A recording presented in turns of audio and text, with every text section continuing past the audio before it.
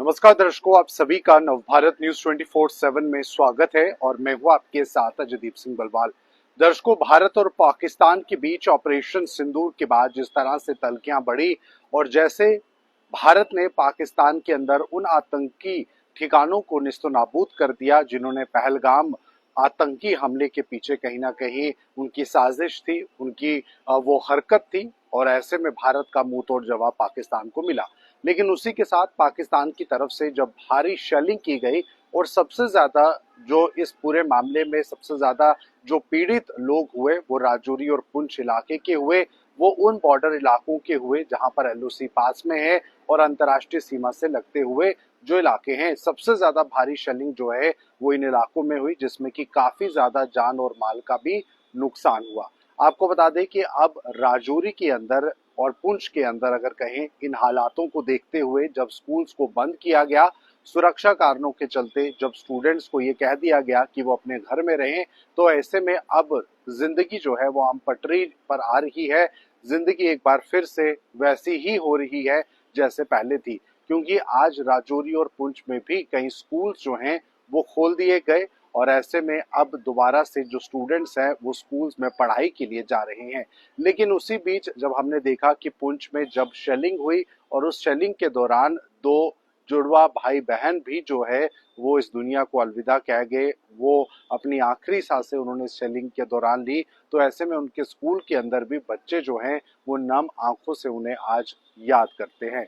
तो ऐसे में अगर हम बात करें राजौरी और पुंछ के इलाकों की, तो आम लोगों की जिंदगी जरूर जो है वो पटरी पर आ रही है। दोबारा से कारोबार शुरू हो रहा है, स्कूल्स खुल रहे हैं, दुकानें खुल रही हैं, लेकिन अभी भी लोगों के मन में कहीं ना कहीं डर जो है वो जरूर बैठा है। लेकिन इस पूरे मामले को देखते हुए हमारी जो सुरक्षा बल है, हमारी जो सिक्योरिटी है वो अभी भी टाइट है, अभी भी पाकिस्तान की हर हरकत पर नजर रखे हुए है।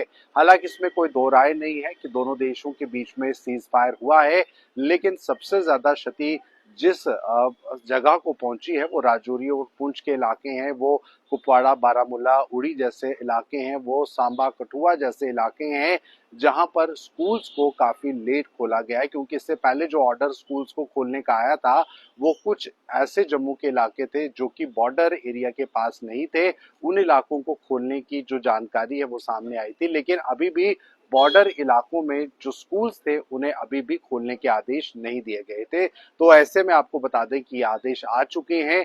लेकिन राजौरी और पुंछ में लोगों का ये मानना भी है कि सन 1965 और 71 की लड़ाई में भी वो इतना ज्यादा परेशान नहीं हुए थे या इस तरह की बड़ी तबाही त्रासदी उन्होंने नहीं देखी थी जो बीते दिनों में देखी, जिस तरह से पाकिस्तान की तरफ से शहरों के अंदर भी शेलिंग हुई। हमने देखा कि जब पुंछ के अंदर शेलिंग हुई तो शहरों से भी काफी ज्यादा लोग जो है वो पलायन कर चुके थे। 70 से 80% की आबादी जो है वो राजौरी पुंछ छोड़कर सुरक्षित स्थानों पर जा रही थी। जम्मू के अंदर जीएमसी के अंदर भी कई सारे घायलों को लाया गया और उनका इलाज किया गया। तो ऐसे में त्राही त्राही हर तरफ मची थी। लेकिन अभी भी जो जिंदगी आम पटरी पर आ रही है राजौरी और पुंछ के लोगों के लिए, अभी भी उस दौर की, उस समय की जो उनकी यादें हैं, जो भयानक यादें हैं, वो अभी भी उन्हें कहीं ना कहीं सता रही हैं। लेकिन फिर भी सुरक्षा के चलते पूरे इंतजामात किए गए हैं। सुरक्षा को देखते हुए हर तरफ सुरक्षा चौकसी बढ़ाई गई है। लोगों की जो सुरक्षा है वो सरकार की बहुत बड़ी प्राथमिकता है। लेकिन स्कूल्स और एजुकेशनल इंस्टीट्यूट्स राजौरी और पुंछ में भी खोल दिए गए हैं। इसी के साथ साथ सांबा, कठुआ, इन अन्य इलाकों में भी जो स्कूल्स हैं उन्हें खोलने के निर्देश दे दिए गए हैं। क्योंकि इन सब के बीच पेरेंट्स का ये मानना था कि उन्हें सबसे ज्यादा परेशानी हो रही है क्योंकि उनके बच्चे जो है वो पढ़ाई से वंचित हो रहे हैं। तो ऐसे में इस समय की ये बड़ी खबर, बड़ी अपडेट जो अब से कुछ ही समय पहले निकल कर आई है कि तमाम स्कूल्स को, राजौरी और पुंछ के तमाम स्कूल्स को खोल दिया गया है। आम जिंदगी पटरी पर जरूर आ रही है, लेकिन बीते समय के जो बड़े पूरी तरह से वो एक मौत का तांडव जो चल रहा था वो भी कहीं ना कहीं लोगों के मन में है और लोग अभी भी बड़े डरे हुए हैं। लेकिन फिर भी अब जिंदगी जो है वो आहिस्ता आहिस्ता पटरियों पर आएगी, लोग काम काजों के लिए भी निकलेंगे। लेकिन जिन्होंने अपनों को खोया है, जिन्होंने अपना घर इस शेलिंग में खोया है, वो यादें भी कहीं ना कहीं उनके मन में है और काफी ज्यादा भयावह भी हैं। फिलहाल ये थी समय की खास रिपोर्ट। आपको बता दें कि एक बार फिर से हम उन तमाम व्यूवर्स को जो इस समय हमारे साथ जुड़े हैं कि स्कूल्स जो हैं बॉर्डर इलाके के जो स्कूल्स हैं, चाहे वो राजौरी पुंछ का इलाका हो, चाहे वो कश्मीर के अंदर एलओसी के पास के इलाके हों, स्कूल्स को जो है वो खोल दिया गया है। स्टूडेंट्स जो हैं अब दोबारा से अपने दोस्तों से मिल रहे हैं, पढ़ाई कर रहे हैं, लेकिन इन सब के बीच जिनकी जान गई उन्हें कहीं ना कहीं याद भी कर रहे हैं और ऐसा मंजर वो दोबारा कभी नहीं चाहेंगे कि वो दोबारा हो, उनके शहर के साथ, उनके घर के ऊपर इस तरह का कहर जो है वो बरपे। लेकिन फिर भी भारत और पाकिस्तान के बीच अभी भी सीज फायर है, क्योंकि बीते समय ये बात सामने आ रही थी कि 18 मई के बाद सीज फायर खत्म हो जाएगा। सोशल मीडिया पर इस तरह की कई सारी वीडियोस और खबरें चल रही थी, लेकिन कल का दिन शांतिपूर्ण रहा और इस बात को समझा जा सकता है कि अभी भी दोनों देशों के बीच में सीज फायर बरकरार है।